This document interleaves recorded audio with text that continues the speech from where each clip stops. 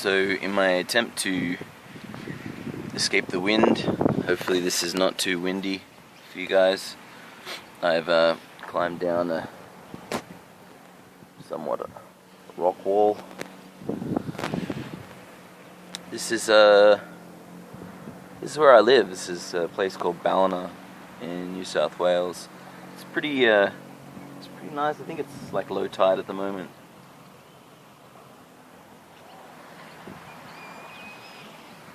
It's mainly like retirees and stuff, but it's nice. Got some nice beaches. So, oh yeah. So, what I want to talk about is how the universe speaks to us. You've probably heard the saying, like in religion. God will give you a sign, you know. Give us a sign, show us a sign. Well, my version of God is what I call the universe, and it doesn't really matter what you call it. When you listen, when you pay attention, the universe speaks to you in lots of different ways. If you guys have ever seen the Transformers movie, you know, what's his name, Bumblebee? Bumblebee can't actually say anything directly, but he communicates using the radio, and will like say words from different songs and shows and stuff, which is quite clever. And the universe is quite similar to this.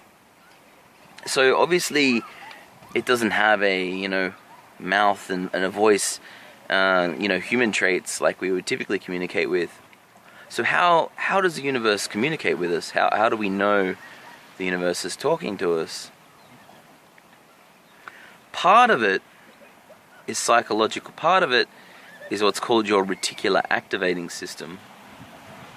And that's actually more to do with your subconscious mind. And when you have an intention or you're searching for meaning, this part of your brain, the reticular cortex, activates and it goes about looking for things. If you've ever bought a car and then all of a sudden you see that car, that same exact, you know, make and model of that car everywhere, all of a sudden it seems like there's like way more of them. That's your reticular activating system. That's the part of your brain, your subconscious, that is recognizing things that align with what's stored. And obviously, because you just bought a car, that's where it's stored. So how does this relate to the universe? Well,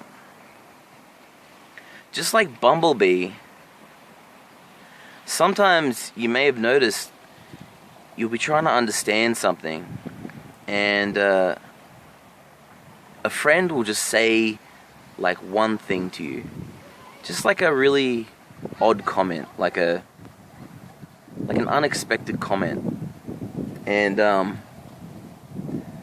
you probably won't think anything of it at the time. You probably hear it and just be like, oh yeah, whatever. And then later, you'll be sitting at home and it's quiet and it's late and you're thinking about your day and you remember back to this thing that your friend said, and all of a sudden this thing starts to mean something. This is the universe talking to you. The universe and your subconscious, they're like kissing cousins. I don't know if that's the best analogy. They work hand in hand.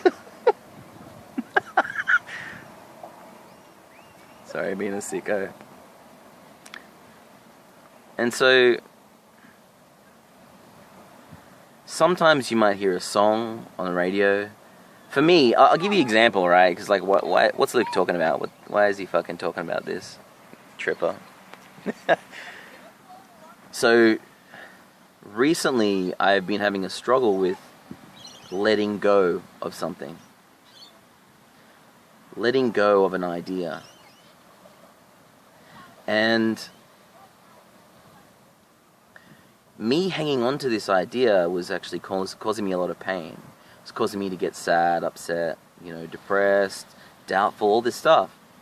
And obviously, I don't want to feel those things. So, in a moment of clarity, I realized that I need to get rid of this thing. All day today, I'm seeing like these messages on Facebook, and it's the universe telling me what I need to do. Because I know, deep down I know, in my subconscious I know. And the universe provides, I guess, the mirror for that subconscious thought. And I see this message, and it's like, don't chase things, let them be, work hard, be yourself. Things that you want will come to you. And I'm like, yeah, cool. And this happened all day, man. This is how you know the universe is talking to you. But you have to pay attention. You have to be aware enough to see the sign. And there's a saying, and in the saying, it's actually, they say God, but I replace it with the universe. And that's like, if God or the universe is trying to tell you something, first it will throw a pebble at you. If you don't pay attention, then it throws a rock. If you still don't pay attention, it throws a boulder. And some of you guys might have experienced this, where you really know that you probably should be doing something or shouldn't be doing something, and you kind of ignore it, and it just comes around and bites you on the ass, man. It fucks you up. And it fucks you up until you realize, until you pay attention.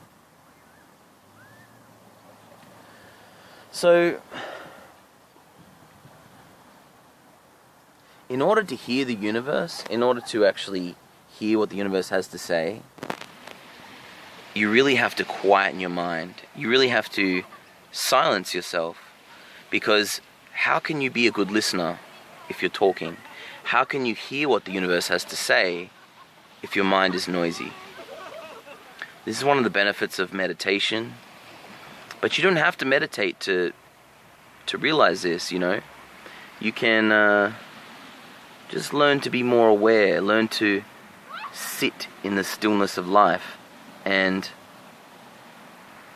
man, the universe talks plenty. It's just, you have to practice hearing it. That's it. I think sitting by the water is making me pretty chilled out. Guys, tell me what your experience of this is. Because I know what my experience is, but honestly, I want to hear what you think.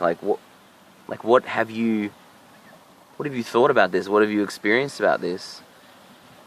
Because I would love to learn from you. If you're gaining something from my videos, that's awesome. But I want to learn from you too, man. So, yeah, tell me your experience. Do you meditate? Do you practice this stillness? Do you hear the messages of the universe? Or do you think, do you think there's just a load of shit?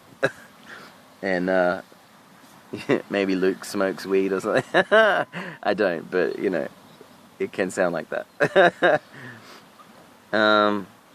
Anyway, that's it. You can hear I'm still sick, still making vids.